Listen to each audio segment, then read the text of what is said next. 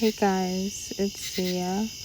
So I thought that I would use this opportunity of the Pisces full moon to talk a little bit about Pisces in general. This will be the start of a series where I just go over each sign and just talk a little bit about what that energy entails. So I wanted to start with Pisces. Although it's the last sign, I just felt that it was only fitting considering today is the full moon, or just stepping out of the full moon. I believe the full moon was September 2nd and today is September 3rd. So let's jump right into it. First and foremost, I wouldn't be discussing Pisces if I didn't mention the Peter Pan syndrome. Now, this afflicts both the men and women, but in this particular episode, I want us to focus on the male Pisces. So Pisces are known for having this never wanting to commit and never wanting to grow up state of being. So the good part of it is that they're very playful, they're great with kids, but the negative part of it is that a lot of Pisces men are kids or behave like kids. So they have this desire to escape either through drugs or partying or video games. Pisces is known as the party animal and the escapist as well. So those are things that you definitely have to watch out for so they don't get out of control. So now going back to Pisces' desire to not be committed or tied down in a way, I think it's a fear of losing themselves. Now, of course, you'd have to look at the person's entire chart, but to me, from my experience, I think it's often a fear of being inadequate at adulthood. You know, like being carefree, being like a child, it protects you from this harsh, cruel world. And that's often something that you hear Pisces say a lot. The world is such an evil place because they are very sensitive souls. Pisces is a water sign, along with Scorpio and Cancer. Pisces is also known to be like a chameleon in a way. Because they are the last sign, they have the ability to take on the roles of every other sign before them, from Aries all the way down to Aquarius. What does this mean? It doesn't mean that they can pretend to be this other person for years, of course, but in the moment, depending on the group that they're in, they can literally mirror that other person. So you might hear a Pisces talking about certain issues like maybe religion or sexuality and such things in one moment and be strongly for this side, and you could hear them a day later in another group and they're on the opposing side. And you might think, oh my God, this person has no opinion of their own. They just want to fit in. This person isn't. That's not actually the case. Pisces literally don't have a side because I don't know, a lot of the water signs are like that to me, with the exception of Scorpio, of course. Scorpio is a fixed sign, but with water signs, often their will can be bent, meaning they don't strongly stand for they're not as invested in any particular side. They literally see every part of it. I don't know if I'm explaining that properly, but Pisces is definitely a chameleon. They can be literally anything. They make excellent poets because they're very artistic, and actors, of course. A Pisces person usually has no problems in groups and socializing and stuff because they are the sign of the party animal. But A lot of Pisces also have dealt with bullying, perhaps, or like being the weird kid. Maybe they had interests that were considered weird to a lot of people. It's not uncommon for Pisces to be known as the oddball. So that's another thing that we have to keep in mind. As you grow older and you have access to escapist mechanisms, drugs and alcohol, just sometimes negative habits that you do, it helps you to cope with a lot of those childhood traumas that you went through. So addiction is definitely something that afflicts Pisces from the moment that they're born up until death. So it's always a challenge for them to not get hooked to something. They have a very addicting personality. That's another thing. So when you have a partner that's a Pisces, you'll find that like they go off the grid sometimes, or they just need time by themselves to recharge. And it's normal for us to think like, are you cheating, or is it me? Take on the blame. But often that's not the case.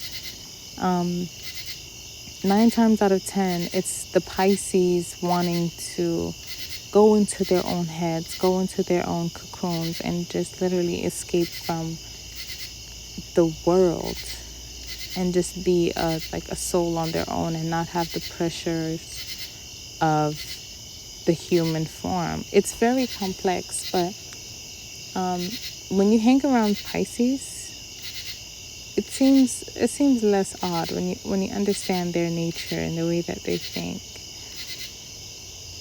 Pisces are often scholars. They're very interested in ideas. They're very curious people. Although they don't usually have the patience. Similar to Aries, there's a lot of Pisces that are on the Aries cusp, so it doesn't make them very patient. They want to be aware of things. They're curious by nature, but they're not necessarily going in depth, into reading every chapter of the novel and stuff. They're not really known to be, the patient person. Do you know what I mean? Another thing we can't shy away from when discussing Pisces is they're bent towards the odd, often the perverse. So this even goes into matters of,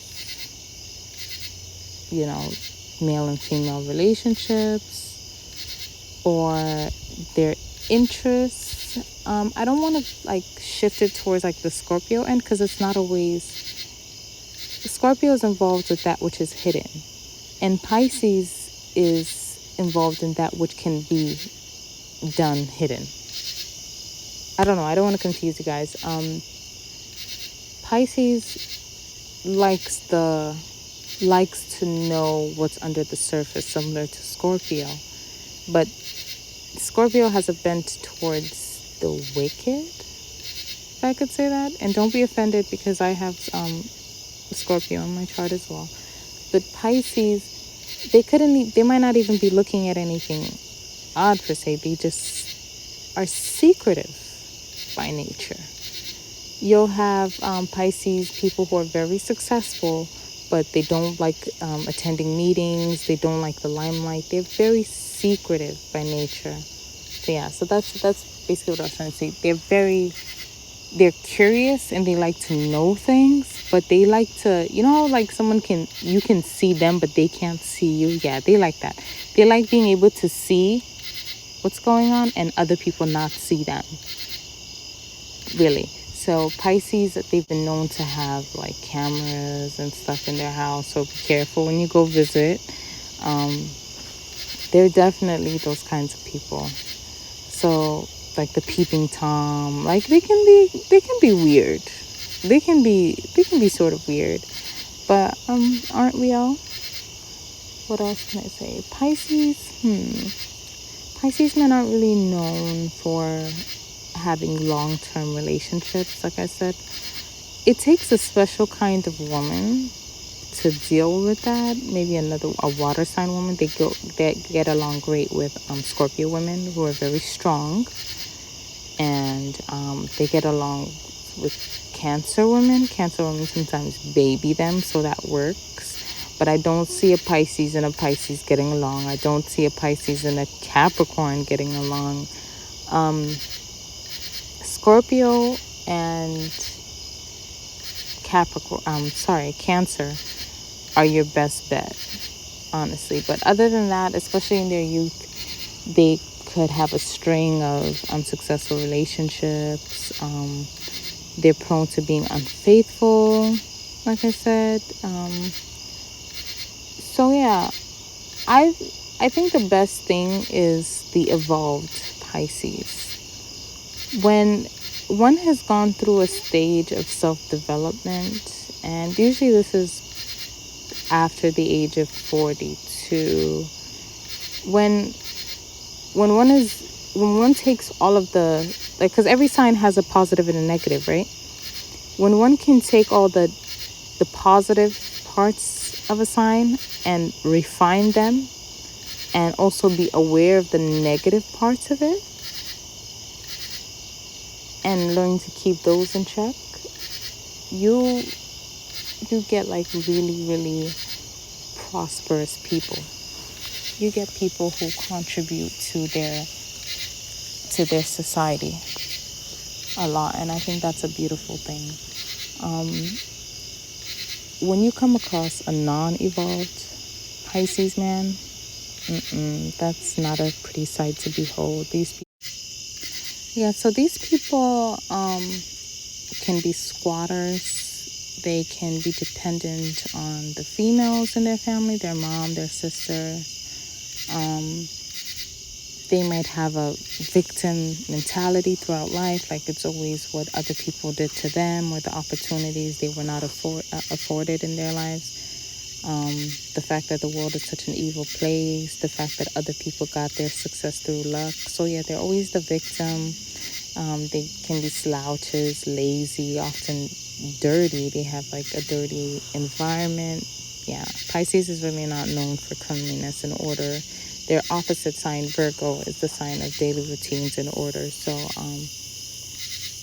although they're very creative, like their surroundings are often in shambles. So that's a negative thing about Pisces. They might not be able to keep a relationship. They might jump from woman to woman to woman, never settle down, going back to the Peter Pan syndrome. So yeah, the eternal child. So if you're a woman that's looking for a serious relationship and you happen to come across a Pisces man, you first have to decide if this person is an evolved Pisces or a non-evolved Pisces. And if this person isn't, just don't waste your time, because all you're gonna get is a lot, like you're just gonna waste your time, period.